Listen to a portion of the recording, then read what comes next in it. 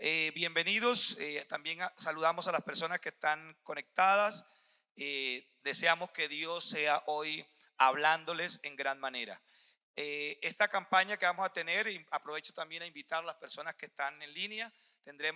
Volvimos a las campañas, ¿no? Hace años que no hacíamos campaña y invitamos a que traigan los enfermos porque vamos a estar ministrando sanidad. Y yo quiero que cada día ustedes, si tienen amigos enfermos, personas, tráigalas. Recuerden esas campañas cuando Dios hacía grandes milagros. Entonces este año también hemos enfocado la actividad de Semana Santa a un estilo campaña evangelística de hace unos años atrás. Así que usted conoce amigos, familiares enfermos, tráigalos a este lugar y bueno, Dios será el que los sanará. Nosotros oraremos y Dios hará la obra que tiene que hacer.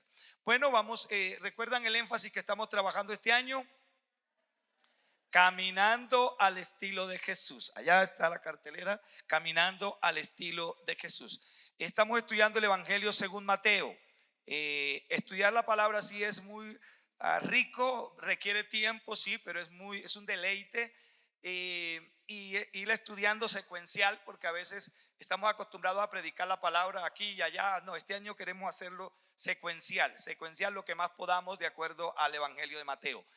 Tal vez no llegaremos ni a la mitad, pero bueno, si es posible continuamos el próximo año en una ocasión próxima. Vamos a abrir la palabra de Dios en Mateo capítulo 2, 1 al 12. Evangelio según Mateo capítulo 2, los versículos 1 al 12. Hace 8 días terminamos el capítulo 1 y arrancamos hoy con el capítulo 2. Así que los invito a que lean conmigo esta porción de las escrituras que se va a proyectar allí en las pantallas. A la voz de tres. A mí me gusta que leamos al unísono, así, con fuerza, con ánimo, con entusiasmo. 1, 2, 3. Cuando Jesús nació en Belén de Judea, en días del rey Herodes, vinieron del oriente a Jerusalén unos magos, diciendo: ¿dónde está el rey de los judíos que ha nacido? Porque su estrella hemos visto en el oriente y venimos a adorarle.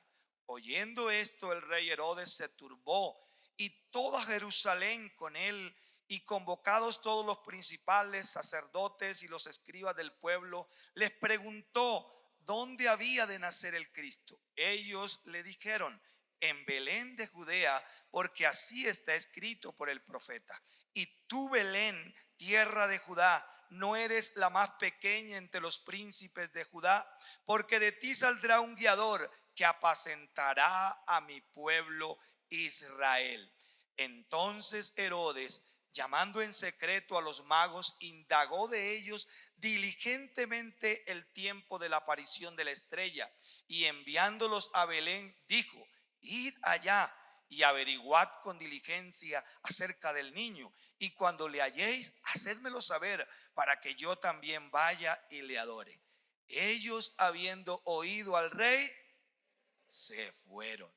Y he aquí la estrella que habían visto en el oriente iba delante de ellos, hasta que llegando se detuvo donde estaba el niño. Y al ver la estrella se regocijaron con muy grande gozo. Y al entrar en la casa vieron al niño con su madre María, y postrándose lo adoraron, abrieron tus tesoros, le ofrecieron presentes, oro, incienso y mirra. Pero siendo avisados por revelación en sueños que no volviesen a Herodes, regresaron a su tierra por otro camino. Bueno, los eventos que sucedieron en torno al nacimiento de Jesús, y con ese nacimiento la llegada de los sabios de Oriente y la reacción de Herodes, fueron plasmados por Mateo en esta perícopa que encierra la realidad de tres tipos de personas, cada una de ellas con rasgos característicos que han reflejado y reflejan actitudes comunes en la humanidad, en el recorrido de la historia del cristianismo, frente a Dios, frente a Cristo y frente a la iglesia. Teniendo en cuenta el perfil de estos tres tipos de personas y sus características específicas, les propongo que estudiemos esta reflexión bajo el tema espejos de la humanidad. ¿Cómo se llama el tema? ¿Para qué sirve un espejo? para mirarse. Hoy nos vamos a mirar. Vamos a analizarnos a nosotros, vamos a analizar a la iglesia, vamos a analizar nuestra comunidad, vamos a analizar el mundo a la luz de estos tres espejos. Cada uno de estos personajes o grupos de personas va a representar un espejo, una realidad humana que tiene que ver de una u otra manera con la iglesia, aquellos que se han opuesto al evangelio, aquellos que han abierto las puertas al evangelio, aquellos que han asumido el evangelio de manera, bueno, como que venga a lo que pase, aquellos que han asumido el evangelio con desafío, que han estado dispuestos a entregar su propia vida a causa del evangelio de Jesucristo. Entonces, vamos a ver la primera parte. No quiero hacerme mucho énfasis sobre el nacimiento de Jesús. Simplemente voy a retomar algunas partes de Mateo y una porcioncita de Lucas. Entonces dice el versículo 1, cuando Jesús nació. Los versículos 1 de Mateo y 6 y 7 de Lucas del capítulo 2 también. Entonces dice que Jesús, ¿dónde nació Jesús? En Belén. Dice cuando Jesús nació en Belén de Judea. Solamente si nos queda un espaciecito, más tarde hablaremos de eso. Siendo Herodes, yo quiero retomar algunos datos que tanto Lucas como Mateo toman, que son puntos claves en la historia del cristianismo, porque muchos rebaten, ¿no?, estas cosas. Muchos dicen que es un mito, que eso no existió, que eso no es realidad, pero estos personajes bíblicos, estos hombres de antaño, se propusieron dejar una marca, dejar una huella en la historia, para que si alguien quisiera investigar, podía ir a aquellos. En aquellos tiempos no se usaba tanto el año de 1900 tal, el año de 2000 tal, sino de acuerdo al gobierno, el periodo de gobierno de X rey, emperador. Entonces dice que cuando Jesús nació, ¿quién era rey de Judea? Herodes. Dice en día del rey Herodes. ¿Quién era este Herodes? El que llamaban Herodes el Grande. Recuerden que él tuvo varios hijos después que también se llamaron Herodes. Herodes era como un título, o por lo menos así lo refleja, porque aparece Herodes tetrarca, Herodes Felipe, Herodes. Hay una serie de Herodes que venían tal vez de descendencia. Este hombre era idumeo, significa que era descendiente de Esaú. Esaú fue el hermano de Jacob. Esaú fue el que menospreció la primogenitura, y siendo él el primogénito, le fue entregada la primogenitura a Jacob. Entonces recuerdan esa rivalidad desde ese momento, y esa rivalidad nunca terminó.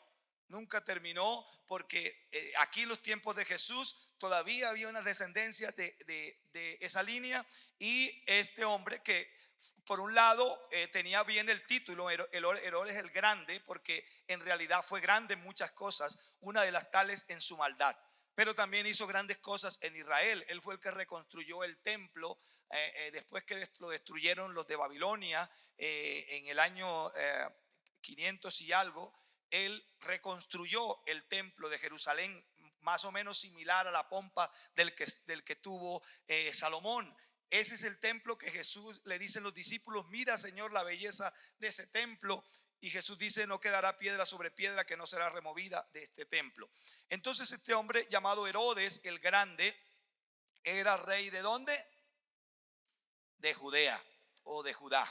De Judea, pues, siendo Augusto César emperador de Roma. Augusto César fue el primero que llevó el título de emperador de Roma. Este hombre, más adelante quiero hacer algunas anotaciones de él, pero tomar esa idea. Era en ese tiempo emperador de Roma Augusto César, y Israel era una colonia, digámoslo así, del imperio romano.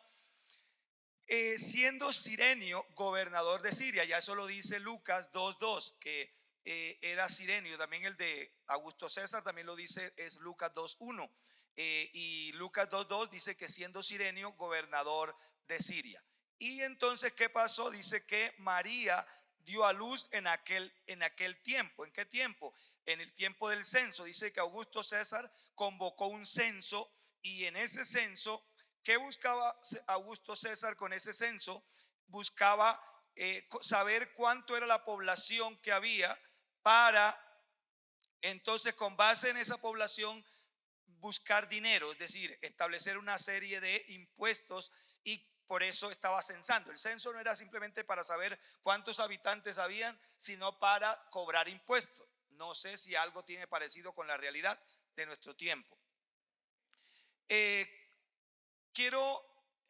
dice que, y aconteció que estando ellos allí se cumplieron los días de su alumbramiento y dio a luz a su hijo primogénito. Yo quiero decirles que todo lo que acontece, por inusual que parezca, tiene de una u otra manera que ver con algunos propósitos de Dios. ¿Dónde decía la Biblia? Bueno, ahorita yo quiero, porque todavía no hemos llegado allá. ¿Cómo era el panorama? Simplemente lo voy a leer. ¿Cómo era el panorama cuando Jesús nació? En lo político, en lo moral, en lo familiar. ¿Cómo era el panorama según los escritores? Porque pues uno investiga esto, los que escriben de esa época. Entonces dice, el Imperio Romano, quien dominaba en ese tiempo el nacimiento de Jesús, años antes, aproximadamente unos 20 años antes, había enfrentado muchas guerras civiles, dejando el siguiente panorama. Escuchen esto: las granjas estaban descuidadas, las ciudades habían sido saqueadas o asediadas, gran parte de su riqueza, estamos hablando de la cuenca del Mediterráneo, allá en Roma, donde estaba César, Augusto César, gran parte de sus riquezas había sido robada o destruida, saqueadas o asediadas. La administración y protección ya no existía. Los ladrones hacían de cada calle un lugar inseguro en las noches. Bandoleros recorrían las calles secuestrando a los viajeros y vendiéndolos como esclavos. El comercio disminuyó, la inversión paró, las tasas de intereses aumentaron, los valores de propiedad disminuyeron, la moral que había sido permeada por la riqueza y el lujo. Normalmente donde hay plata la moral se degrada, normalmente, ¿no? En el mundo usted mira un pueblo donde explotan minas, donde eso se levantan bares, se levantan prostíbulos, levantan cantinas, es decir, entonces a causa de la riqueza, porque Roma había tenido unos tiempos muy prósperos antes de esta crisis, y entonces en esos tiempos prósperos la moral se corrompió a causa del lujo y la riqueza. Esa moral no había mejorado a causa ahora de la miseria y del caos. Tanto lo uno como lo otro, el caos, la miseria o la riqueza, llevan al hombre a degradarse en su moral. Dice entonces, Roma estaba llena de hombres que habían perdido su base económica y su estabilidad moral. Soldados que habían probado la aventura y habían aprendido a matar. Ciudadanos que habían visto sus ahorros consumidos en impuestos y la inflación de la guerra, y esperaban vacuamente a que regresara la marea para volver a las riquezas. Las mujeres confundidas con la libertad, es decir, confundían lo que era libertad con libertinaje, entonces multiplicaban los divorcios, los abortos, el adulterio. Este era el panorama cuando nació Jesús. Les pregunto, ¿tiene algo parecido a nuestra época? ¿Han cambiado las cosas o siguen casi similares? ¿Son ellos un espejo de la humanidad en toda la historia desde allá hasta acá? Reflejan gran parte. Es decir, que si Jesucristo viniera hoy, el panorama en cuanto a su nacimiento y a su venida no sería muy diferente. No sería muy diferente. Los divorcios en nuestra época, cada día, antes el divorcio era fuera de la iglesia, ahora el divorcio está dentro de la iglesia. Ahora los hermanos se casan y a los pocos tiempos se están divorciando. Ya no nos toleramos el uno al otro. Y ese es el panorama, la escasez, las hambrunas, los altos impuestos nos están ahorcando en nuestra época. Listo, vamos a ver el punto 2. Eso era simplemente como, ¿qué pasó cuando Jesús nació? ¿Cómo era el panorama? Los sabios, ahora sí vamos a entrar en materia con respecto a los tres grupos de personas. Vamos a ver el primer grupo de personas, que lo vamos a ver en 2 franjas, lo mismo que el caso de Herodes, lo veremos en 2 franjas, y el caso de los sacerdotes y maestros de la ley en una franja. Los sabios en Jerusalén. Vamos a ver, Dice los versículos, vamos a ver el versículo 1b al versículo 2 de Mateo capítulo 2. Ese nombre, magos, dice que vinieron unos magos.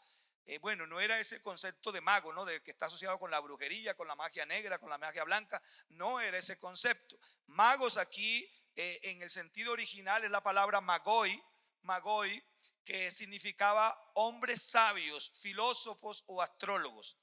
Astrólogos, es decir, estudiaban los astros, aunque ustedes saben que en nuestra época la astrología está asociada con el horóscopo y con todas esas cosas. En aquella época no estaba tanto vinculada a eso. Eran hombres de ciencia que posiblemente se interesaron por estudiar la historia de la humanidad, y en la historia de la humanidad sabían que en la cultura judía se hablaba de un Mesías, de un Salvador que vendría a redimir la humanidad.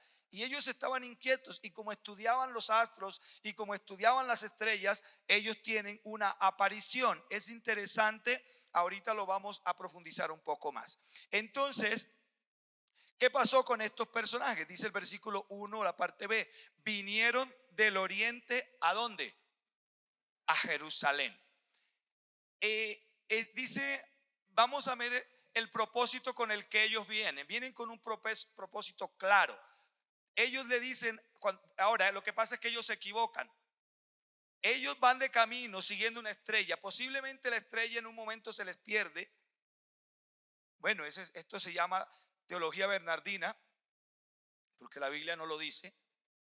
Pero creo que en un momento vamos a pensar que nubarrones grandes cubrieron el universo y por varios días hubo cielo nublado y ellos no volvieron a ver la estrella.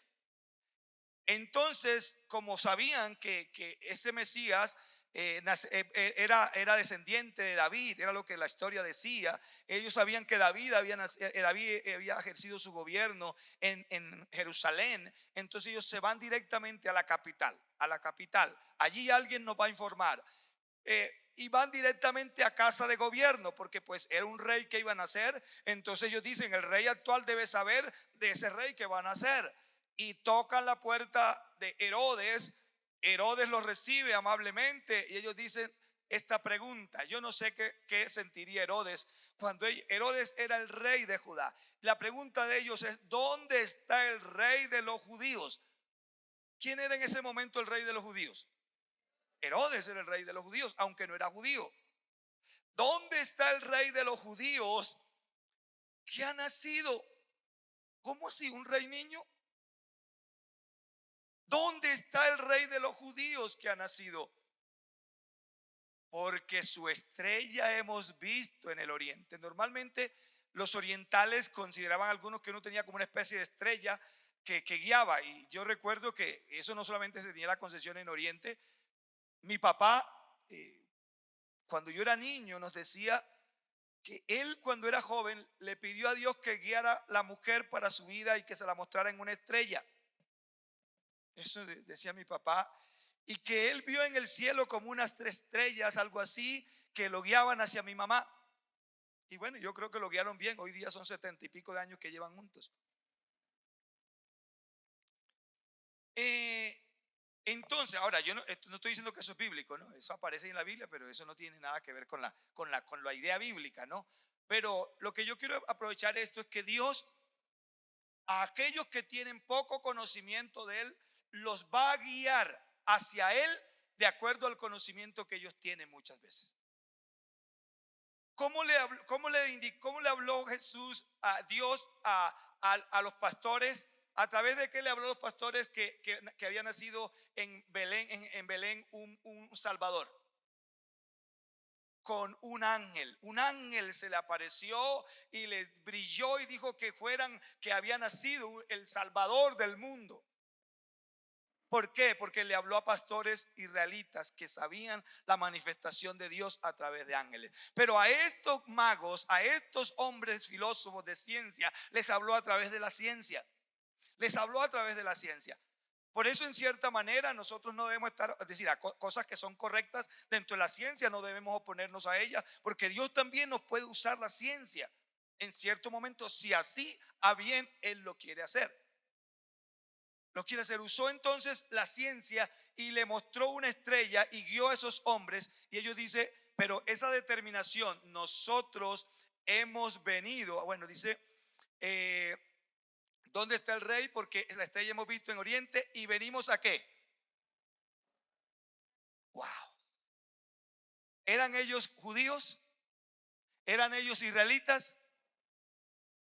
Bueno, quédese ahí con ese interrogante, porque más adelante vamos a ver otras cosas. ¿Qué pasó con Herodes? Versículo 3. Oyendo esto, el rey Herodes se turbó. ¿Qué es la palabra turbarse?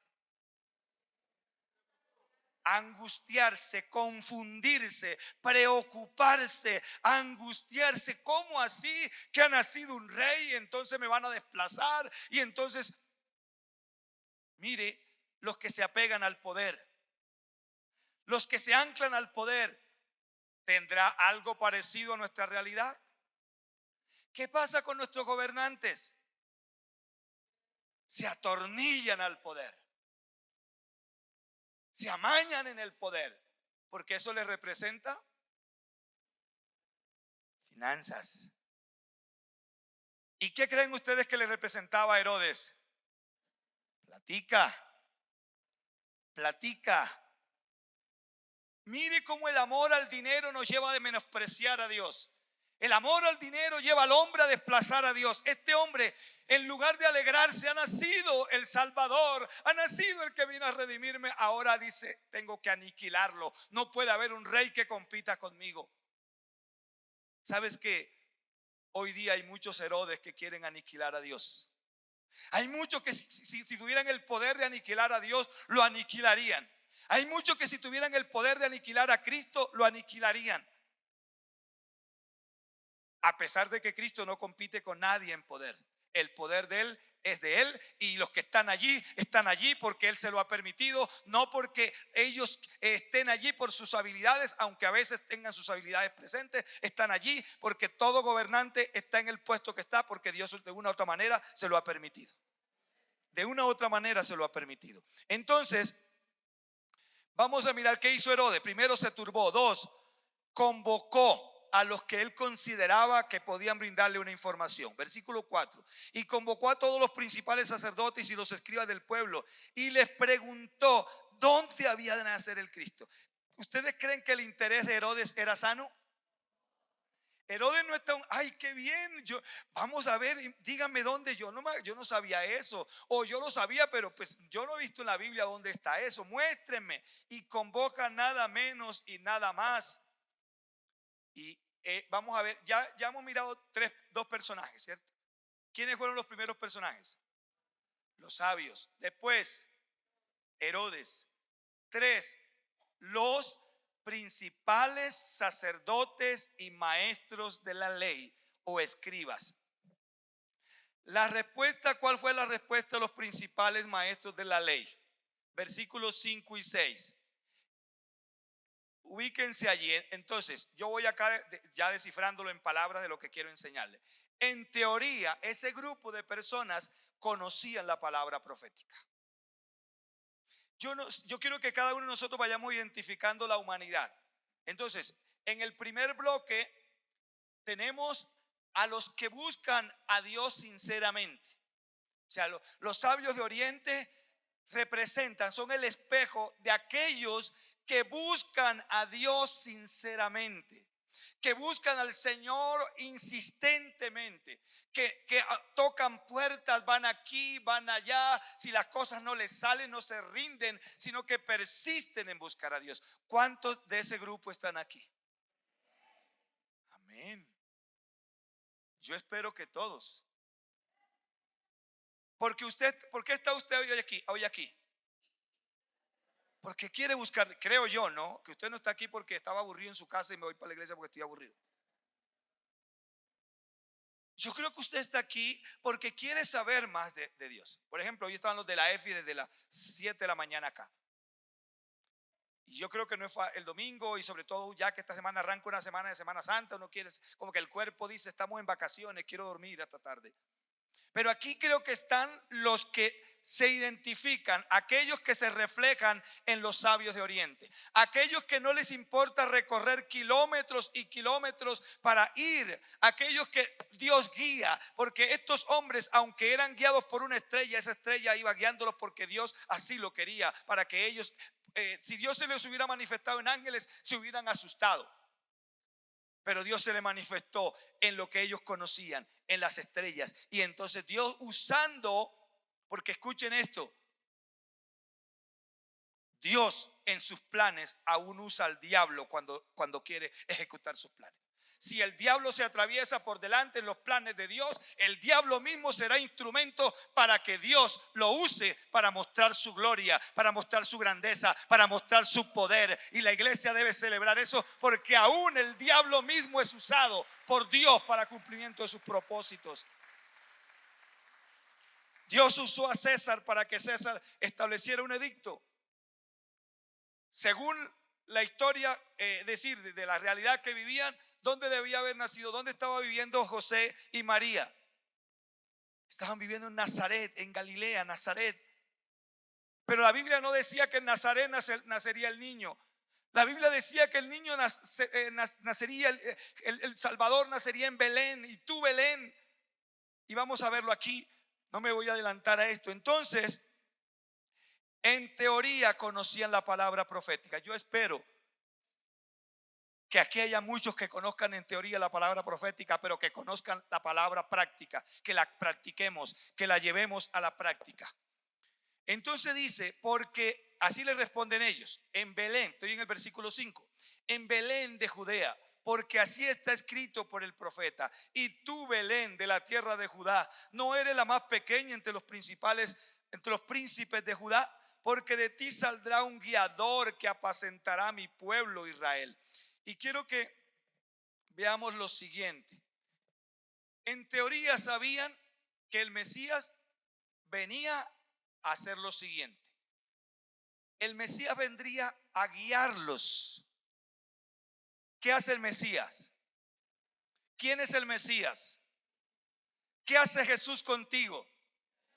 ¿A dónde te guía? ¿Hay aquí alguien? ¿Está alguien allí mirando en su dispositivo? ¿Está alguien mirando, escuchando este mensaje? ¿Necesitas la dirección de Dios para algo? ¿Estás pidiendo a Dios que te dirija en una empresa, en un proyecto, en tu matrimonio, en tu relación? ¿Quieres saber si esa persona es o no la persona con quien debes contraer matrimonio? ¿Quieres saber si haces o no esa sociedad? Aquí está la respuesta. ¿A qué vino Jesús? A guiarnos. ¿Qué es guiar?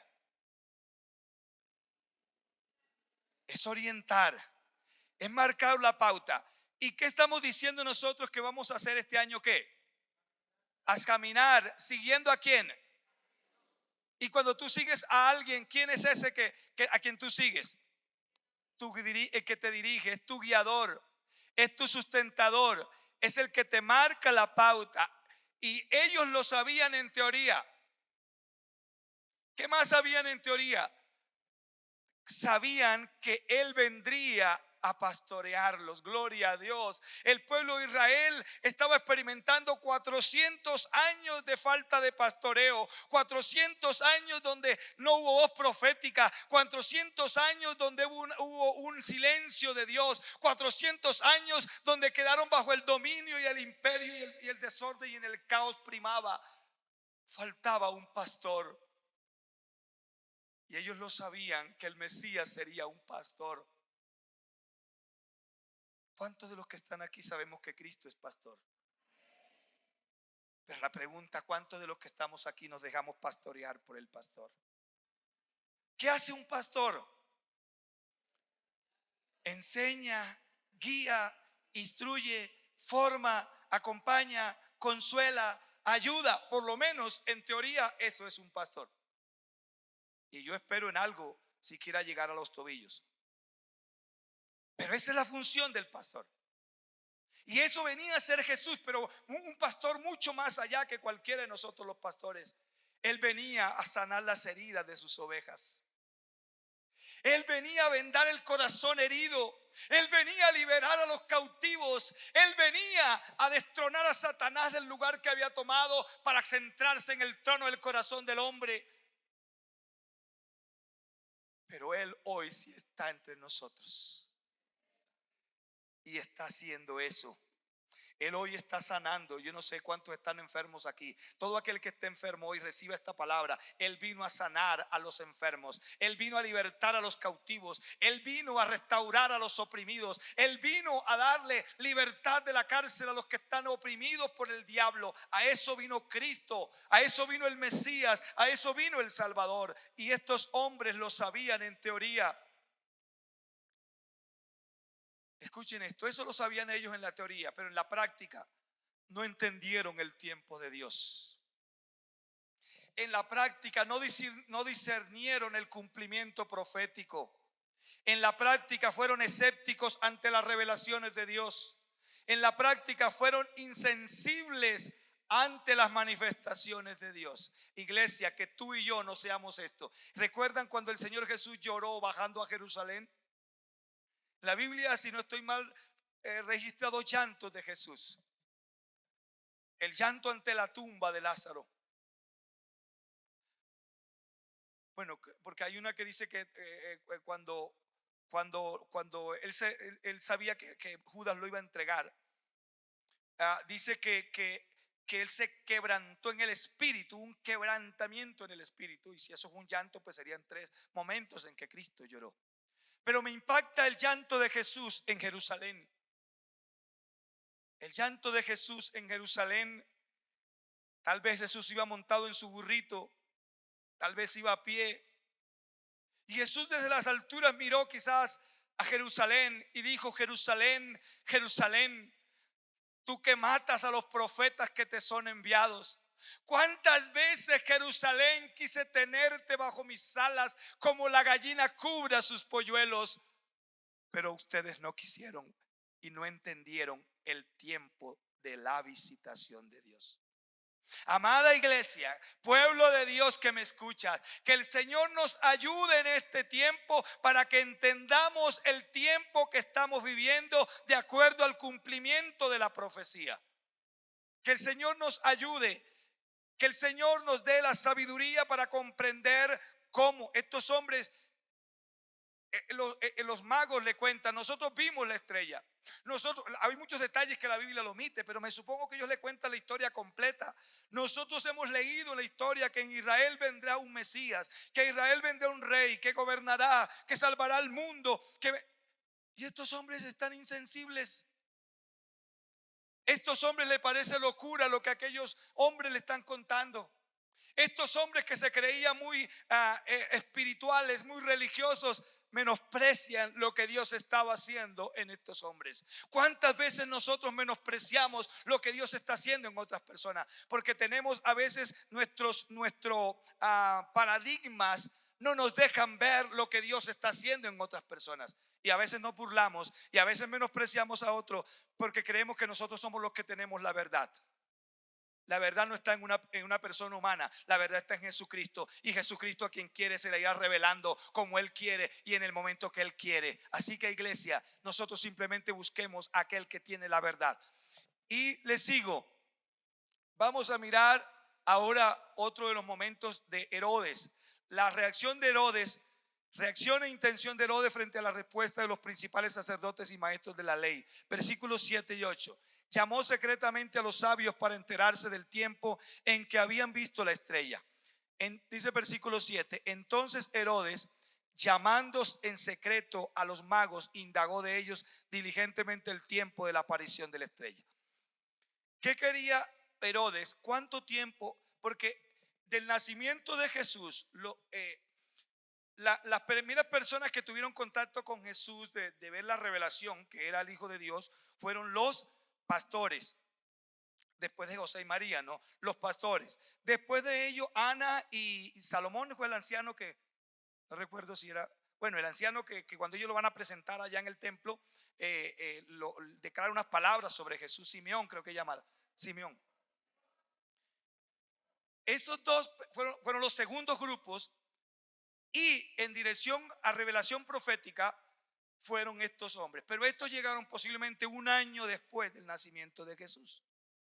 O sea que ellos no llegaron enseguida, tal vez por el desplazamiento largo que tuvieron o quizás porque no se les reveló a ellos tempranamente.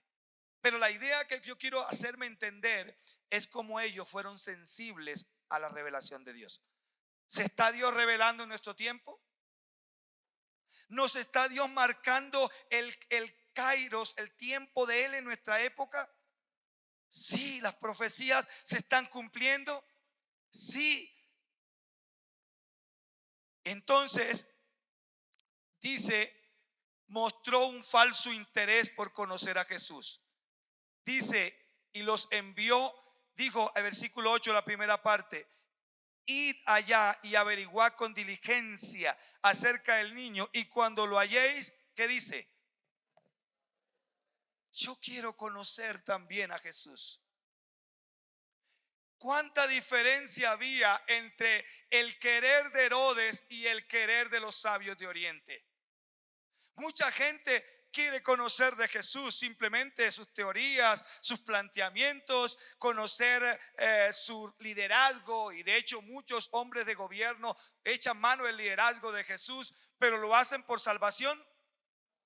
No, lo hacen por interés. Aquí hay una fuente de sabiduría que yo quiero usar para aprovechamiento personal. ¿Era eso lo que buscaban los sabios de Oriente? No. Ellos buscaban a Jesús sinceramente. En ellos había hambre y sed. ¿Qué dice la palabra? Bienaventurados los que tienen hambre y sed de justicia, porque ellos, ¿cuántos de los que están aquí tienen hambre y sed de Dios? Los que tengan hambre y sed de la presencia de Dios. El Señor dice en el Antiguo Testamento: vendrá un tiempo en que desataré sobre el pueblo hambre y sed, pero no será hambre de pan ni sed de agua, sino será hambre y sed de mi palabra. El pueblo que tenga hambre y sed de Dios, Dios se dejará encontrar por aquel que tiene hambre y sed. Estos hombres tenían hambre y sed y encontraron al Mesías. Herodes tenía deseos de conocer a Jesús, pero para hacerle daño, y no lo encontró. Aquellos que se acercan a Dios, que quieren buscar a Dios por sus intereses, quizás van a tener dificultad para encontrar a Dios. Entonces se vistió de una falsa religiosidad para ocultar su verdadera intención. Dice la última parte del versículo 8: para que yo también vaya y le adore. ¿Cómo quería adorar Herodes a Jesús? Ahorcándolo. Uy, cuando yo lo vea lo voy a ahorcar a ese niño. Cuando yo lo vea lo voy a aniquilar. Y ustedes saben en una próxima enseñanza más adelante qué pasó, que este hombre, qué hizo este hombre. Estoy hablando casi como los que americanizados. ¿Qué tú hiciste? ¿Qué hiciste tú? Entonces, los sabios, ahora ya con esto vamos a terminar, los sabios en Belén. Los versículos 9 al 12. Al salir de Jerusalén fueron guiados nuevamente por la estrella. Ellos, habiendo oído al rey, se fueron. Y he aquí la estrella que habían visto en el oriente iba delante de ellos hasta que, llegando, se detuvo sobre donde estaba el niño. Mire cómo la providencia de Dios. Dios va a traer a nosotros personas para bendecirnos cuando Él quiere bendecir a una persona. Dios nos va a llevar a nosotros a personas para que nosotros la bendigamos. Vamos a encontrar personas necesitadas. Aquí era una estrella, aquí era una luz, pero nosotros somos la luz del mundo. Dice la palabra de Dios que el cristiano es luz en medio del mundo, en medio de la tiniebla, y Dios quiere llevarnos a aquellos que necesitan que les aclaren las ideas sobre el Señor, sobre Jesús. La sensibilidad, la actitud que asumieron al ver a Jesús con su madre.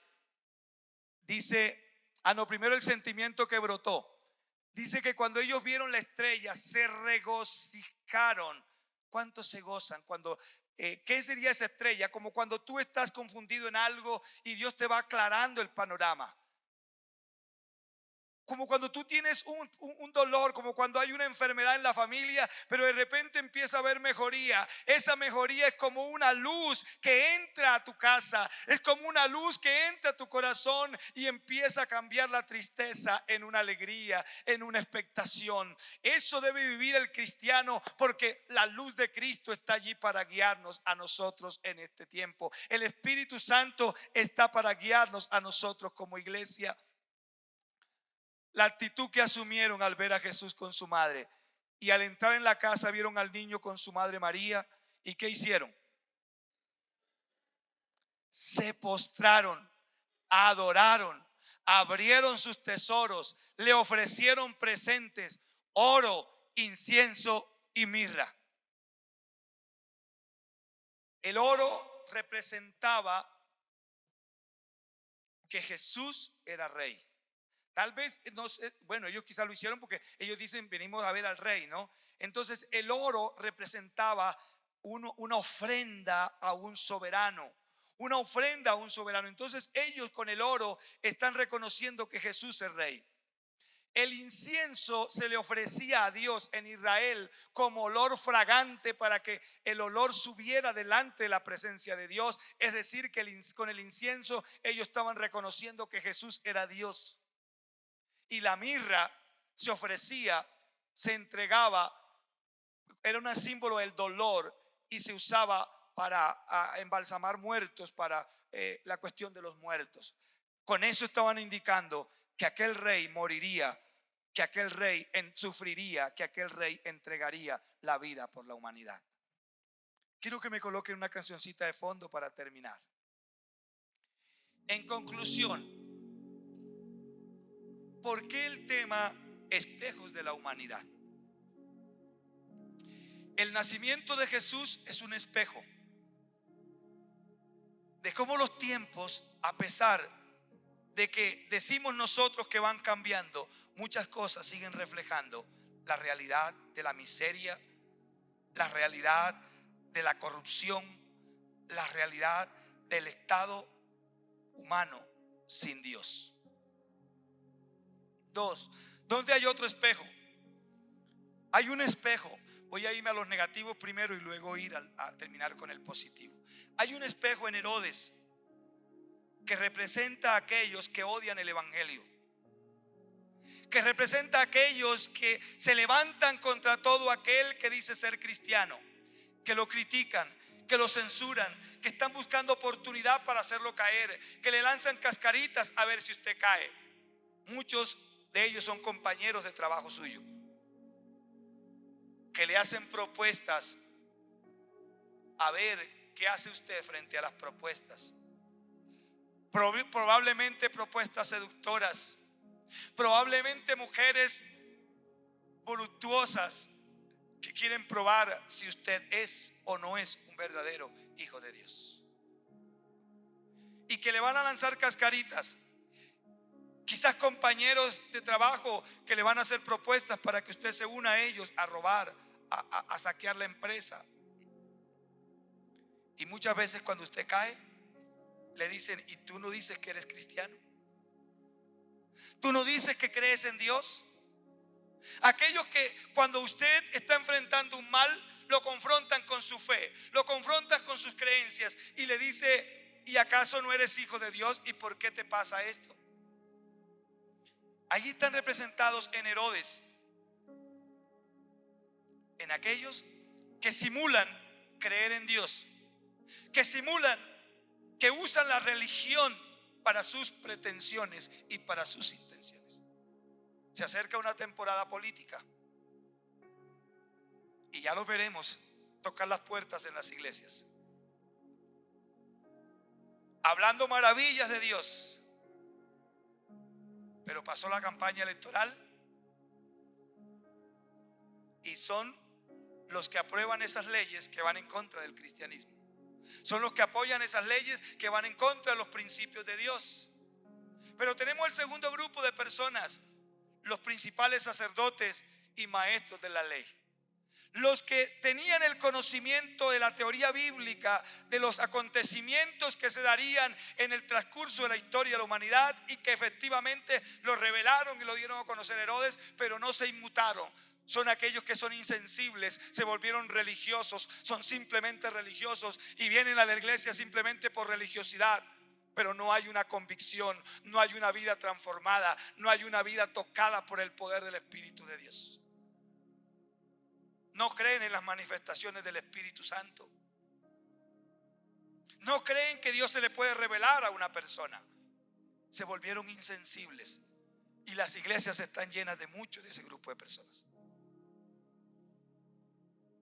Que leemos la Biblia como leer el periódico. Que cantamos y adoramos a Dios como cuando cantamos en el mundo. No adoramos a Dios para permitirle que la presencia de Él nos invada. Nos volvimos secos. Y la vida es una vida en la carne y no una vida en el espíritu. Iglesia, necesitamos tener una vida en el espíritu. Cuando adoremos a Dios, la presencia de Dios se manifieste en nosotros. Cristianos que no vengan aquí solamente a un culto, sino que salgan investidos de poder y autoridad para testificar del amor de Cristo. Necesitamos en las iglesias esos hombres y mujeres que vienen aquí a adorar juntos, pero salen a compartir del amor de Dios. No queremos solamente cristianos que vengan aquí, son cristianos en el templo, pero en su casa tienen mal testimonio. En su casa son ogros, grotescos, maltratan a su pareja, maltratan a sus hijos, maltratan a su familia. Esos cristianos están reflejados en estos religiosos. Pero yo espero que en esta iglesia no haya de ese grupo de personas. Yo espero que en esta iglesia hayan hombres y mujeres que amen a Dios, pero que amen a su familia. Que amen a Dios, pero que abracen a sus hijos. Que su esposa, que sus hijos puedan ver a Cristo en él. Y que a causa de él, su esposa y sus hijos se enamoren de Dios. Que puedan decir: papi, mami, yo veo a Dios en ti. Cuando leo la Biblia y te veo a ti, yo veo un reflejo de Dios. Pero también hay un grupo de personas aquí que fueron los sabios de Oriente.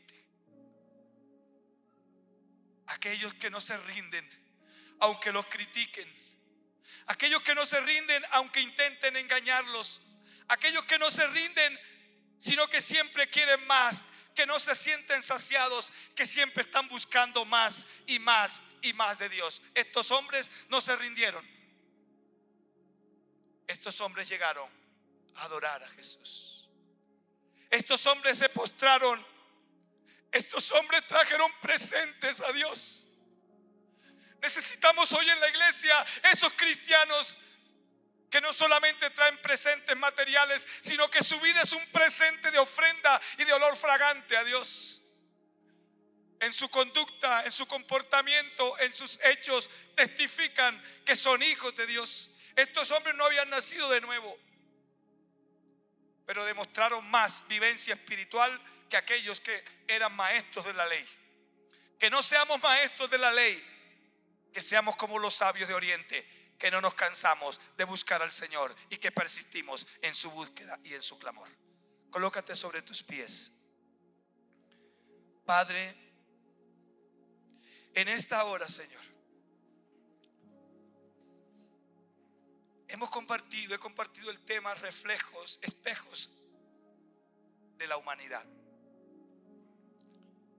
Yo quiero que por un momento medites, tú que estás allí en casa viéndome, medites en cuál de esos tres personajes me veo yo.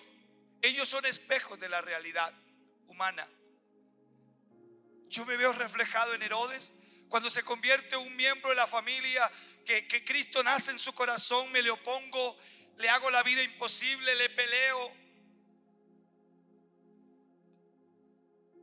Quiero usar la religión para un bien personal. Veo a Dios, veo a Cristo como un contrincante en lugar de verlo como mi ayudador, como mi salvador. Te ves reflejado en el espejo de los maestros y sacerdotes de la ley, que había en ellos una espiritualidad muerta, que solamente adoraban a Dios de Semana Santa en Semana Santa, que ahora en la Semana Santa los veremos cargando, haciendo la cruz, cargando la cruz, haciendo actos religiosos, pero su vida es carente de la práctica, de la esencia, de los principios de Dios. O te ves reflejado, el espejo, te ves en la imagen de aquellos sabios de Oriente, que no se cansaron de ir, de buscar al Señor hasta que lo encontraron. Que tú te veas reflejado en este grupo de personas, aquellos que son insaciables en su búsqueda de Dios. Que no te canses de buscarlo, que no importa cuánto tengas que desplazarte de un lugar a otro, pero que lo hagas por amor al Rey de Reyes y al Señor de Señores. Busca una iglesia donde congregarte. Busca un lugar donde ir a adorar al Señor.